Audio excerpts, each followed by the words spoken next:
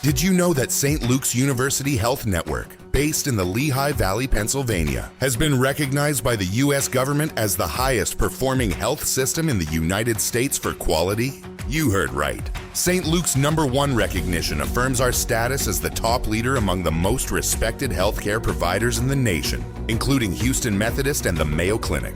To state it simply, if you want to receive the best care when you go to a hospital, come to St. Luke's. The Rita Cosby Show, entertaining and informative on the Red Apple Podcast Network. Feisty, fearless, and fair. She's an Emmy-winning journalist from the White House to war zones, telling all sides of the story. This is the Rita Cosby Show.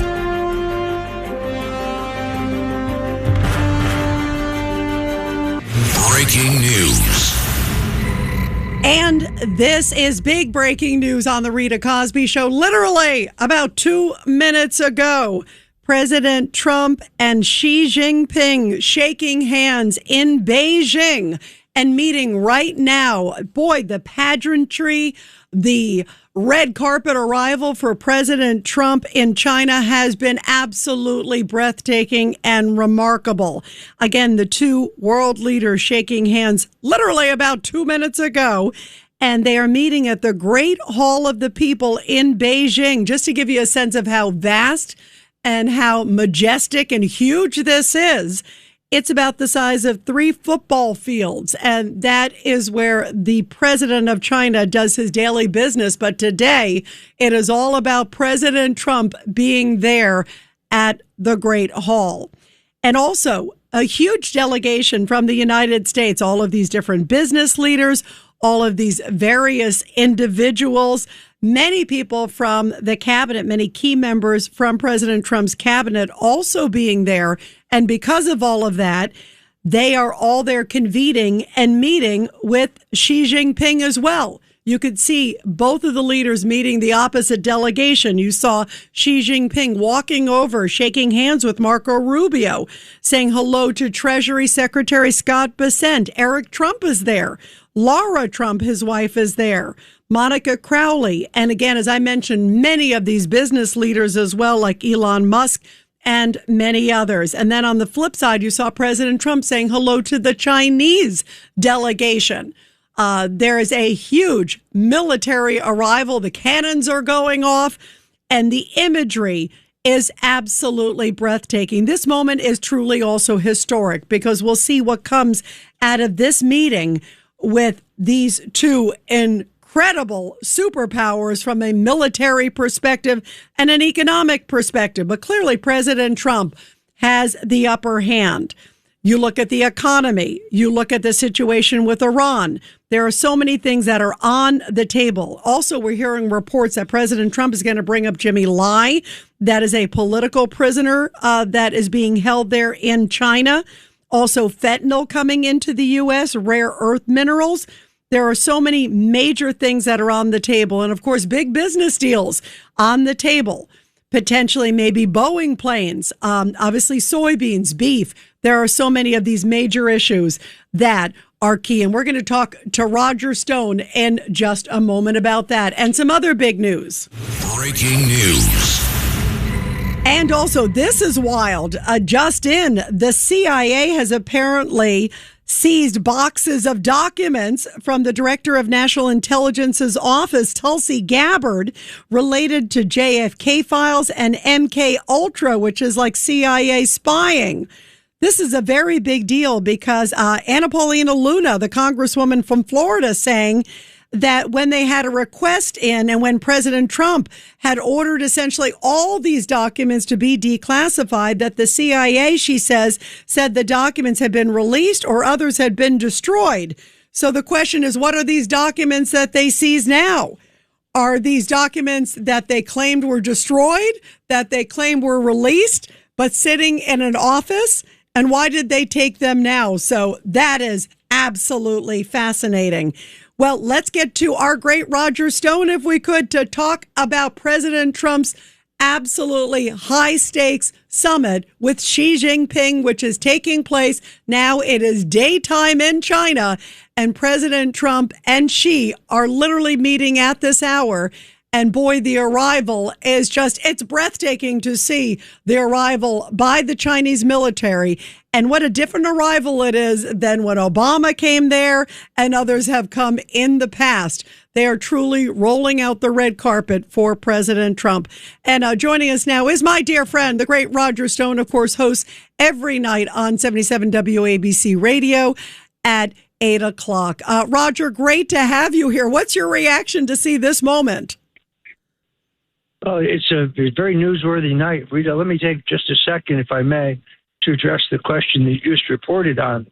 Supposedly, all of the documents pertaining to the CIA's MK Ultra program, which was really a mind control program, were destroyed in 1974 when it was leaked to the Washington Post that the program existed.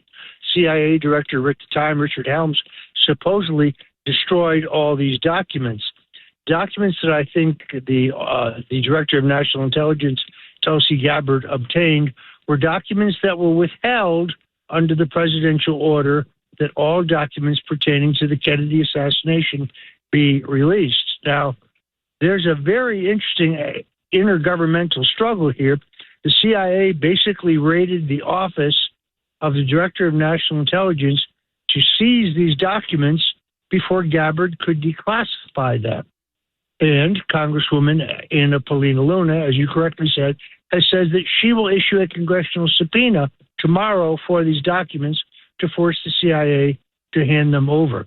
So this is a huge intergovernmental power struggle. We don't know what's in the documents, but whatever it is, the CIA does not want people to see it. Yeah, and you know what's interesting? This is obviously led by John Ratcliffe, who is Trump's CIA director. How do you make sense of that, Roger, before we obviously move on to the big thing with China? Well, my major question is an obvious one. John Ratcliffe was the director of national intelligence in Trump's first term. He knew that the Russian collusion documents existed. He knew what was in them. Why didn't he declassify them then? That question has never been answered. Yeah, and now you wonder today, and then this also comes as this whole COVID hearing took place also, Roger, too, as well, today, and it came out, and then there was a statement from the CIA that was upset that this whistleblower was testifying, saying, trying to diminish a whistleblower who was pointing the finger at Fauci and dissension within the CIA. I mean, this is really, this is wild, Roger, that it seems like Ratcliffe is sort of has his fingerprints on a couple things here. The other obvious question is Tulsi Gabbard was charged with determining the reliability and the security of these electronic voting machines. Yet the truth is Ratcliffe and the CIA have stood in the way of that investigation, have refused to devote resources to it, have refused to fund the working group looking into it. Why could that be? Could it be that the CIA has used this exact technology to rig foreign elections and maybe involved in the rigging of our own election back in 2020? This is a huge deep state internal power struggle. Wow. Well, I can't wait to find out more about this. I mean, it really is just remarkable what we're seeing. Maybe there's some national security reason. Who knows? Roger, let's move on also, of course, to President Trump arriving here for this very high stakes meeting with Xi Jinping. They literally shook hands about 10 minutes ago now. And he is getting a red carpet arrival. I noted, Roger, as you probably heard, what a difference from the way he is being received and honored. There's this famous image of when Obama came there and he kind of had to get off like the back stairs and like nobody was greeting him. And here in this case, he was greeted when Trump arrived. He was greeted by the number two. And now he's obviously greeted by Xi Jinping for this, very enormous meeting with the two of them at the famous Great Hall of the People in Beijing, this enormous location. And you could tell that President Xi respects Trump. Obviously, there's a lot of issues on the table, and we'll get to that. But just even the optics of it, he knows that President Trump First of all, he understands business better than anybody, as you know. And then he also is a guy who understands military might when he has to use it. He doesn't want to use that, obviously, as a first choice, but he has to use it. He goes for it. And she understands that this is a man who means business on many layers, right? I think you've hit it right on the head, Rita. I mean, they fear President Trump. That's why they treat him with such respect. He's demonstrated the incredible strength of our military. If the Chinese were watching what happened in Iran, I think they get the picture. Recognize that by essentially grabbing all oil production in Venezuela, the president has cut China's access to cheap oil. Same time he cut Cuba's access to cheap oil. So for those who say, oh, this fight in Iran or this fight in Venezuela is about oil, yes, you're right, but it's about the strategic use of oil, and in this case, denying it to the Chinese. Also, the Chinese military is, at this point, not that strong. There's a lot of internal reports that they're not actually war ready. There's also a great deal of upheaval within the Chinese Communist Party, although in recent weeks it appears that Xi has strengthened his position. The real point, I guess, here is that Trump goes into these talks in a very strong position. They know that they can't bully him like they could Joe Biden. They know that he will stand up for the country, but they also understand that he stands in the way of their having any oil, and that is huge leverage going into these talks. Yeah, and the timing of this, Roger, exactly what's going on with Iran. Of course, China gets so much oil from Iran. They have certainly been deeply affected, of course, by the blockade by President Trump and his courage to take on Iran, because I think it's one of the most courageous things any American president has ever done, what he is doing now. And to watch that and then see how it's affecting Xi, it really has changed the dynamics here, because President Trump seems to want to talk. Obviously, he will talk Iran because he'd like to see it resolved and like to see China exert its pressure. But Xi also needs to get something out of President Trump, too. She's in sort of a lower bargaining position, if you will. I think you're exactly right. I mean, 80% of the oil output from Venezuela was going to China. The rest of their oil they were getting from Iran. So right now they have no access to cheap oil. They can get oil, but only at top shelf prices, which they really can't afford. Their economy is not strong. They're overspent on their military. That's one of the reasons why. Also one of the reasons why you have so much unhappiness in the populace there. So the president's going into this in a strong position. He clearly wants them to exert pressure on the Iranians, who are their allies, and to stop supplying them with drones. I suspect that will be on the table as well. On the other hand, as you know, he is the consummate deal maker. This is the guy who wrote The Art of the Deal. Rita, how would you like to be sitting across the table from Donald Trump in a tough-minded negotiation? The Russians, the Chinese recognize that in Trump you have a strong leader you can't push around. They're used to Joe Biden. They're used to Barack Obama. They've got a different guy on their hands here. What do you see happening in terms of timetables? He's got 2 big days. Of course, his big day is starting there now because it's morning time. It's literally 12 hours. So it's morning time there. He is now meeting with Xi. They're going to go into their meeting. So how often do you think, how soon possibly, that we could hear potentially some deliverables from the United States? He'll also he understands that Xi needs to put something out for his people too as well, face saving, if you will, on that end. Do you expect that the first thing will be some sort of business announcement? Because he's got all these business folks there too. And they were very prominent, Roger, in the last few moments when President Xi came and greeted Trump.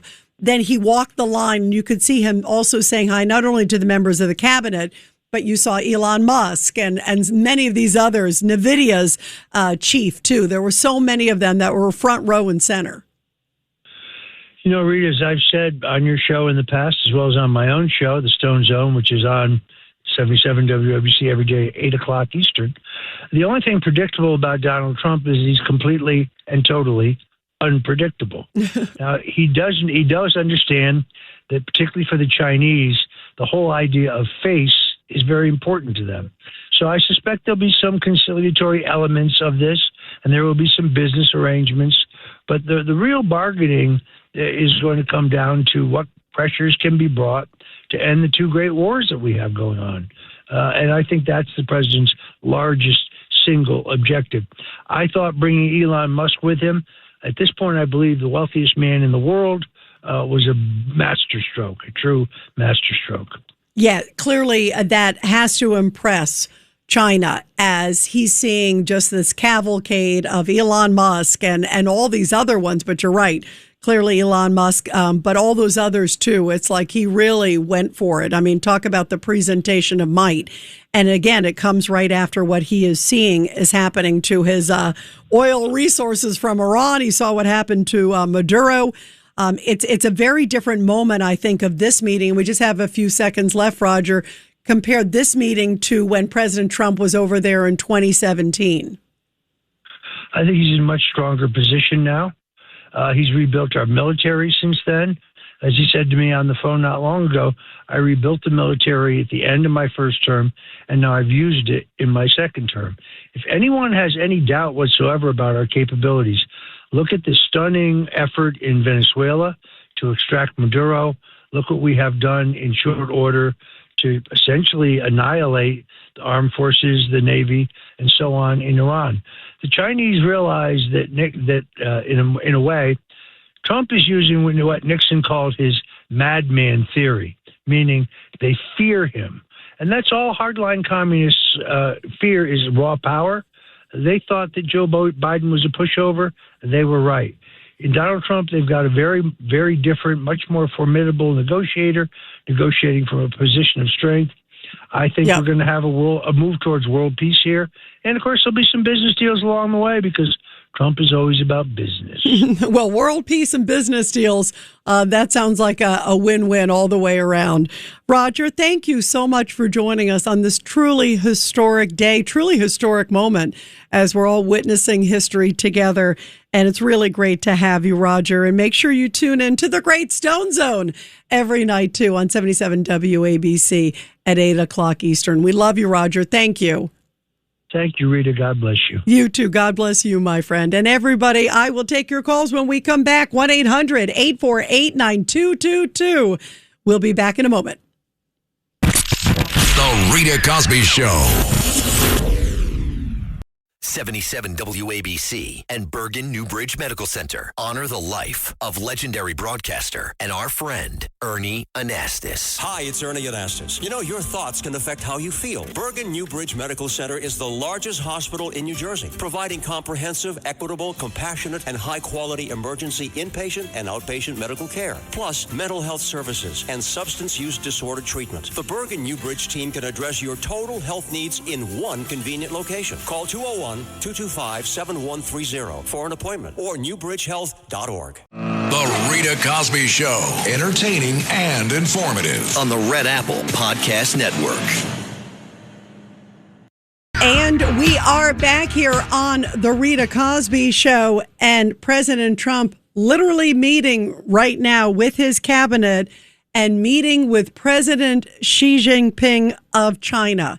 It is, as we were just talking with Roger Stone, truly a historic moment, and there are so many things on the table. Major business deals, major issues obviously surrounding Iran. Also, China is close to Russia. Russia-Ukraine could come up. Fentanyl, Taiwan. There are so many things that are on the table, and you could tell there is such an enormous amount of respect, but you could also tell that these two men mean business. The Rita Cosby Show. Entertaining and informative. On the Red Apple Podcast Network.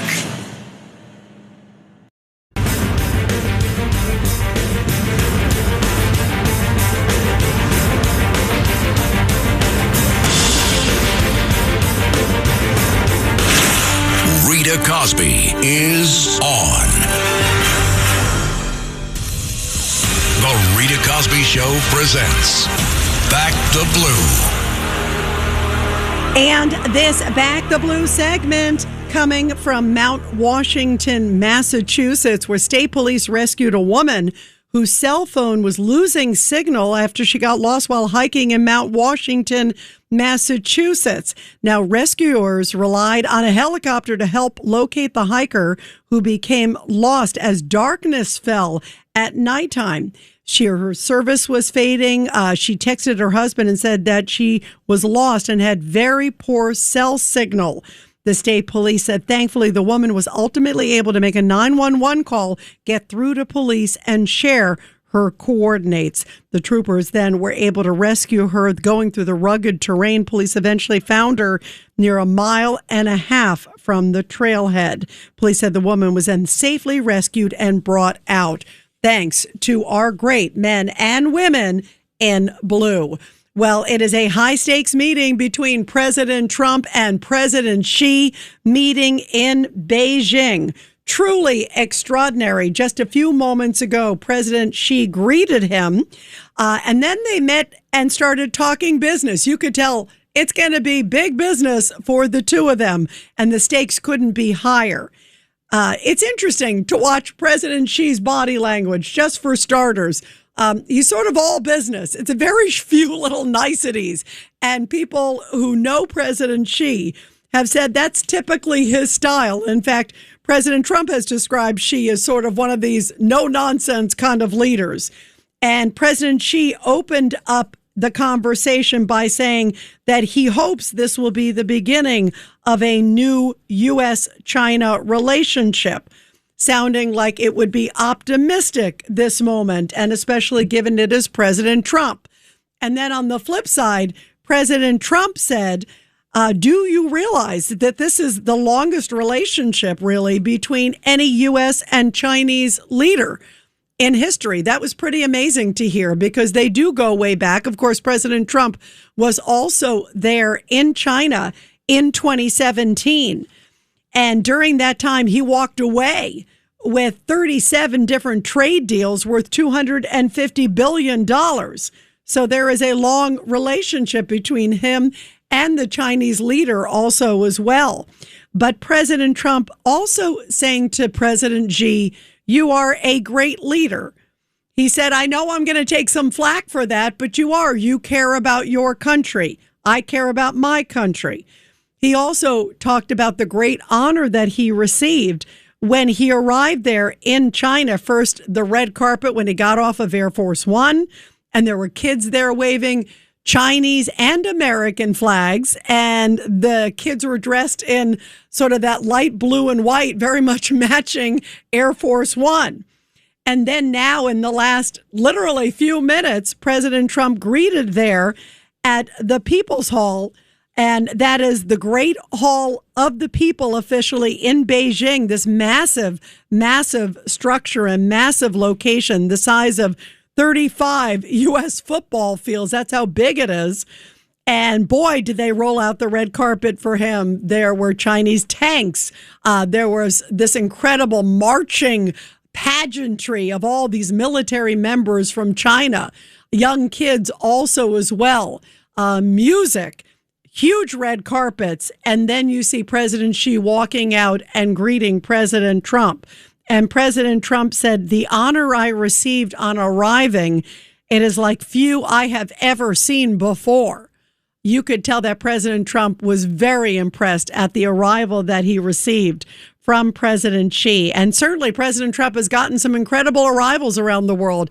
I was thinking about when he arrived, remember, in Saudi Arabia, just that remarkable arrival that he got there. And then he showed up, remember, in Qatar, and other locations throughout the globe where they had the camels and they had the dancing and all that. And this one was certainly one that President Xi wanted to show military might, but also show deep respect for President Trump, who you can tell he certainly does respect him, his deal making, and also the strength that he also brings to the table. This is a guy, of course, took out Maduro, brought him to the United States, took him out of power, then, of course, went after Iran.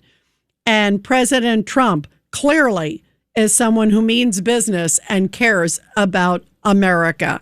Meantime, as President Trump is over there, he is just getting hammered by the Democrats. The Democrats truly have Trump derangement syndrome. They truly do. It's like no matter what, he goes after Iran, they're upset about that. Then maybe he hasn't gone tough enough, they think, over Iran, and then they're upset about that.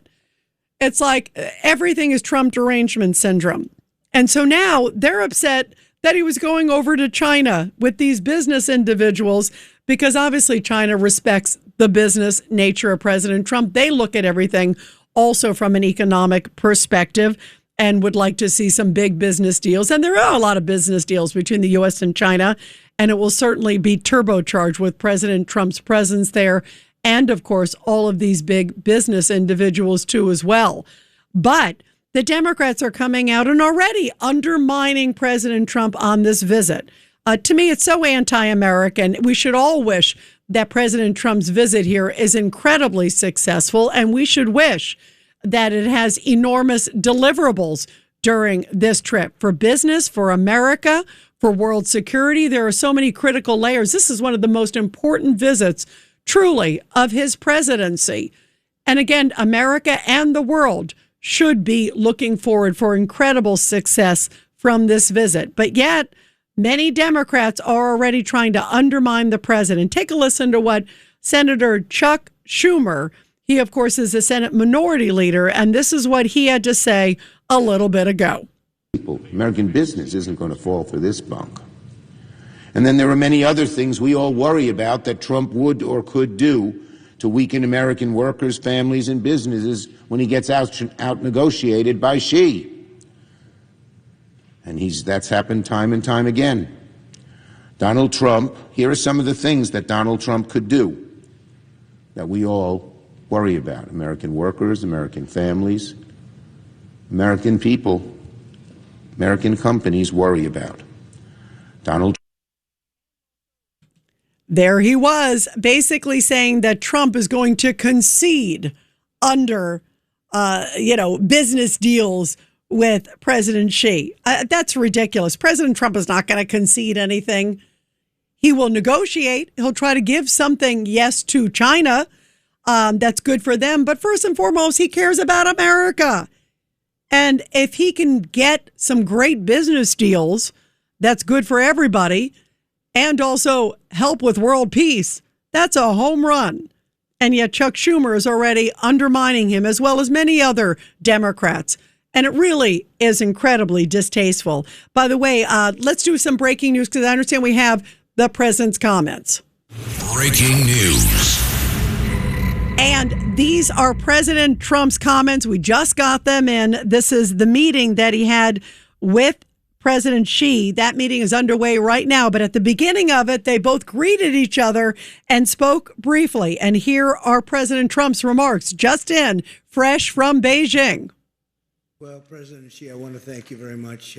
First of all, that was an honor like few have ever seen before. And I think I was particularly impressed by those children. They were happy. They were beautiful.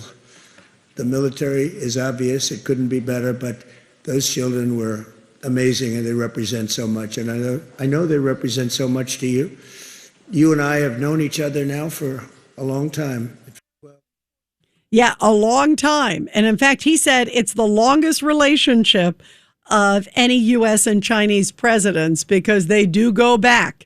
And even just from the leader to leader perspective, remember, President Trump was over there, had a highly successful trip in 2017. They also got together when President Xi was in South Korea and spoke then too as well. So this is definitely a long-standing relationship, and a very important one at that too as well.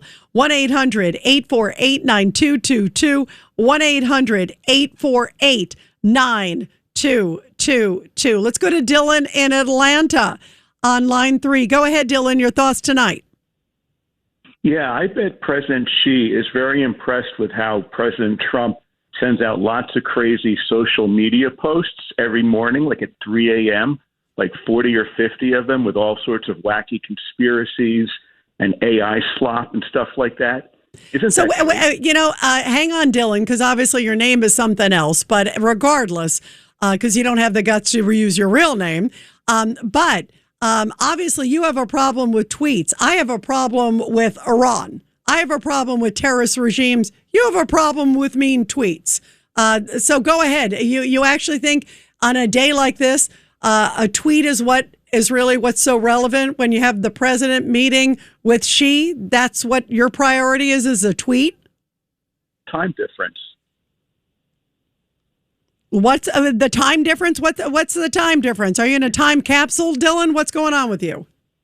Well, I'm used to waking up at like 7 a.m. and seeing all the insane stuff that Trump posts at 2 a.m. or 3 a.m. Well, maybe you should look at like some of the folks coming from Iran and see the insane stuff that they're putting on there and some of the insane action. I would call Iran maybe working towards a nuclear weapon. I would call that truly insane. I'll take a mean tweet over a mean terrorist any day of the week.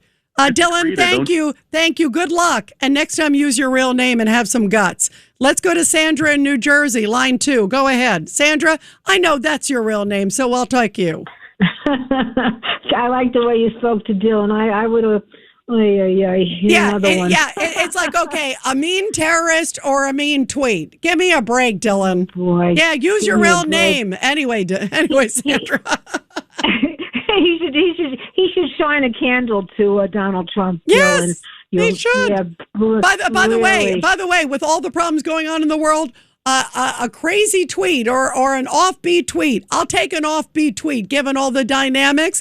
There's a meeting right now with Xi Jinping and with President Trump, and the stakes couldn't be higher when you talk about Iran, fentanyl, COVID. I mean, the list goes on and on and on. And he's worried about a tweet. He's worried about a verb in a tweet. You know, Rita, sometimes people tweet because they work hard, and this is a way to relax them, Dylan. Maybe he needs to relax because he works so hard, so he'll make a little tweet here and there. Get over it. Oh. Yeah, get over it. Well, listen, Dylan doesn't even use his real name. He hides like under his little mommy's blanket. But go ahead. Well, I called about a couple of things real quick. That virus that we all went through, to me, Rita, you can't. It was man-made. I don't care what anybody says. That you know why I say that? I didn't live in all the centuries before to go through plagues and all that stuff. But this last one we had was so virulent. It was so not real. I'm sorry. I believe it was man-made, and I believe Fauci had a lot to do with it. And I also will never forget how he treated the beagles. He would put the beagles' heads in a cage with bugs to eat, to see how they react. That alone tells me what an evil, evil man he is. If you could do that to an animal, you can harm humans. And my mother died from this virus, and maybe if Fauci did things better, she might have been here a little longer. You know? Oh, Sandra, first of all, my heart breaks for you with your mom, and I think, in honor of your mom and so many people out there, we deserve to know the truth. And there's still, I agree with you, there are still so many unanswered questions. And the fact that Fauci never got into telling people about NIH and some of the grants and monies that went through different layers that ultimately ended up at the Wuhan lab. I mean, why was that a secret? That should have, if suddenly there's a suspicious virus coming out of Wuhan, and you even surreptitiously or through multiple layers, funding gets to this lab, wouldn't that be the first thing you'd say? And apparently he never did, and he still tried to wiggle and waggle through it. I want to play this, Sandra, real quick, because this is today. This is the CIA operations officer, James Erdman, who testified, and this was blockbuster. Take a listen. Thank you for the complimentary introduction, and I appreciate the committee's dedication to transparency and accountability. I am a career CIA operations officer, and as you mentioned, I was on joint duty assignment at the Office of Director National Intelligence Directors Initiatives Group, or the DIG, between March 2025 and April 2026. I was responsible for leading the DIG's investigation into COVID origins, anomalous health incidents, and unidentified anomalous phenomena.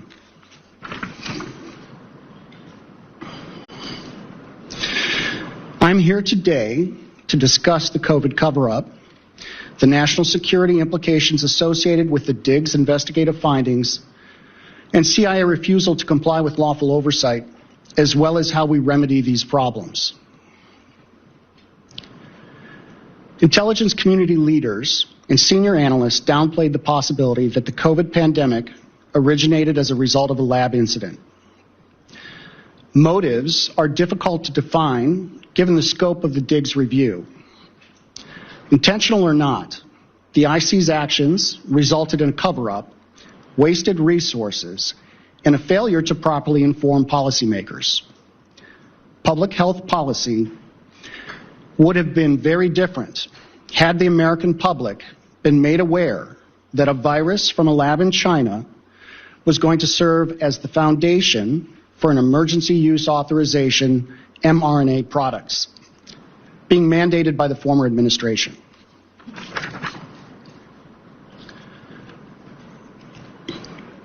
Dr. Fauci's role in the cover-up was intentional.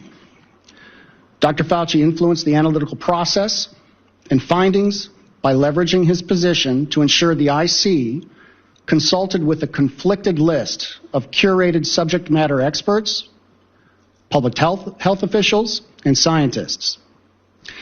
This included some of the authors of the paper, The Proximal Origin of SARS-CoV-2, and other public health experts who have been in his orbit for the last 20 plus years. Some of the scientists were part of the Biological Sciences Experts Group. I mean, this guy was right in the thick of it, and he believes Fauci essentially altered it. And then the language came out that they can't precisely pinpoint it when it seemed pretty clear before. Sandra, real quick, your reaction, because this is so troubling, and Trump's in China right now. Well, he said he was intentional. It was an intentional cover-up. And I think he said that. And I think maybe more people will come out now and talk about the truth. That's all I could say, Rita. You know what? That's a great point, because maybe he will inspire others to come forward. That is a superb point, Sandra, that this guy came forward and the CIA didn't want him to testify. So you got to wonder what's up with that, too. There's a lot of layers to this. This is the deep state. We're going to continue your calls, everybody, after the break. 1-800-848-9222. And boy, you're listening to Rita Cosby Show on a very busy news night. It's the Rita Cosby Show. The Rita Cosby Show. Entertaining and informative. On the Red Apple Podcast Network.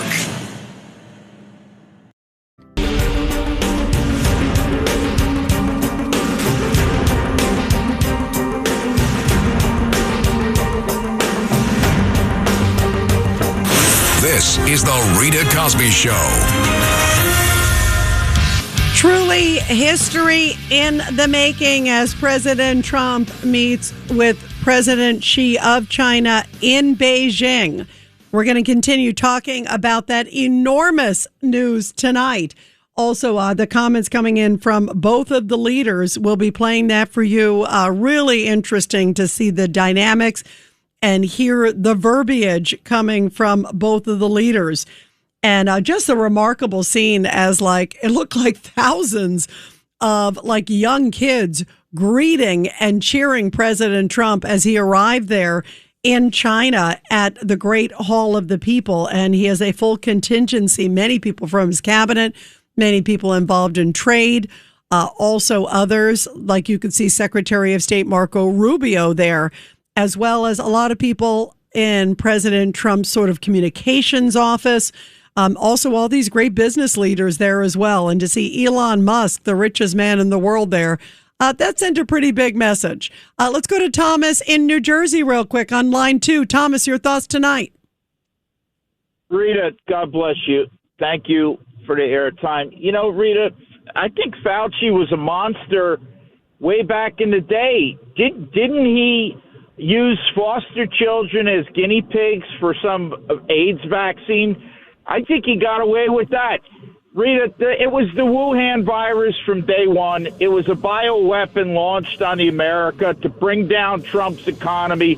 You connect the dots on the Get Trumps. That was one of them. Yeah, you know what? Hey, Thomas, do me a favor. Stick with us. We're going to a break, but I do want to have you back on at the top of the hour. We've got a hard break, but we will continue with Thomas about China and all the layers.